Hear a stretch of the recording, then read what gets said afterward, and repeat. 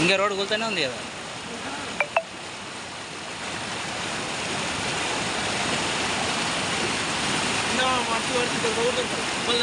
పిల్లలు పడితే కొట్టుకోపోతారు.